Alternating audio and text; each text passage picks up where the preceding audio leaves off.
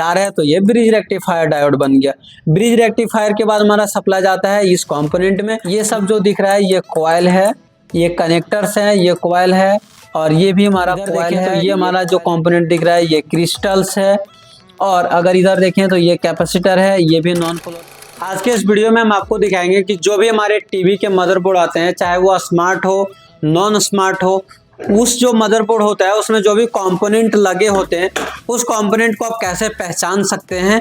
इस वीडियो में कंप्लीट हम आपको पहचानने के लिए बताएंगे। नेक्स्ट वीडियो में हम आपको उसके टेस्टिंग बताएंगे, वो खराब है सही है उसको कैसे आप चेक कर सकते हैं। तो चलिए इस कंप्लीट वीडियो में बने रहिएगा। हम आपको कंप्लीट जो भी कंपोनेंट इसमें लगा हुआ है A to Z सारे को बताने का कोशिश करेंगे। तो चलिए अब बोर्ड पे हम आपको लेकर के चलते हैं और सारे कंपोनेंट के बारे में एक्सप्लेन करते हैं। चलिए सबसे पहले हम स्टार्ट करते हैं। जो हमारा EMI सर्किट होता है, जैसे ये हमारे टीवी का मदरबोर्ड है तो इसके EMI सर्किट में कौन कौन से कंपोनेंट लगा होता है, इस प्रकार से हम आपको पूरे बोर्ड के जो भी कंपोनेंट है सारे के बारे में बताएंगे। तो देखिए यहाँ से हमारा इनपुट होता है। इनपुट होने के बाद सबसे पहले जो लगा हुआ हो यहाँ पे दिख रहा है ये फ्यूज है और ये हमारा NTC है और ये हमारे पास MOV है और ये कॉइल है। कॉइल के बाद हमारा आ जाता है ये हमारे पास नॉन पोलराइज कैपेसिटर है और ये हमारा कॉइल है। फिर उसके बाद ये यहाँ पे ब्रिज रेक्टिफायर 4 डायोड दिख रहा है तो ये नॉर्मल, अगर सिंगल रहे तो नॉर्मल डायोड है, 4 है तो ये ब्रिज रेक्टिफायर डायोड बन गया। ब्रिज रेक्टिफायर के बाद हमारा सप्लाई जाता है इस कंपोनेंट में। ये कंपोनेंट है पोलराइज कैपेसिटर। ठीक है, चलिए आगे हम चलते हैं। तो यहाँ पे अगर आप देखेंगे तो ये हमारे पास नॉन पोलराइज कैपेसिटर है और ये हमारे पास डायोड लगा हुआ है, ये भी नॉन पोलराइज कैपेसिटर है।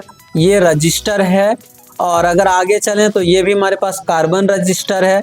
छोटे छोटे जो दिख रहा है ये कैपेसिटर्स हैं, ये IC है, ये PMW IC है कैपेसिटर, ये ऑप्टो कॉपलर है और ये जो दिख रहा है ये भी हमारा नॉन पोलराइज कैपेसिटर है। ये पोलराइज कैपेसिटर और ये डायोड है।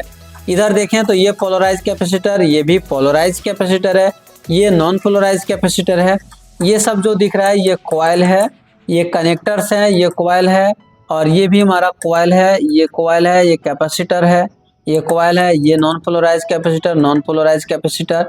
ये हमारे पास जो दिख रहा है ये हमारा मॉसफेट भी हो सकता है, ट्रांजिस्टर भी हो सकता है। इसकी टेस्टिंग करने के बाद ही ये पता चल सकता है। ये कॉइल है और यहाँ पे जो देख रहे हैं ये मॉसफेट ट्रांजिस्टर भी हो सकता है। ये वाईफाई है हमारा।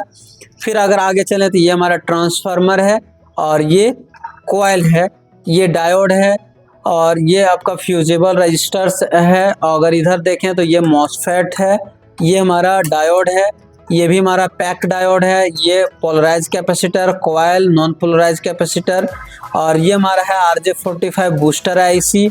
ये MCU है हमारे टीवी का, जो मेन चिप होता है वो है, कॉइल है और ये हमारा बक कन्वर्टर IC है।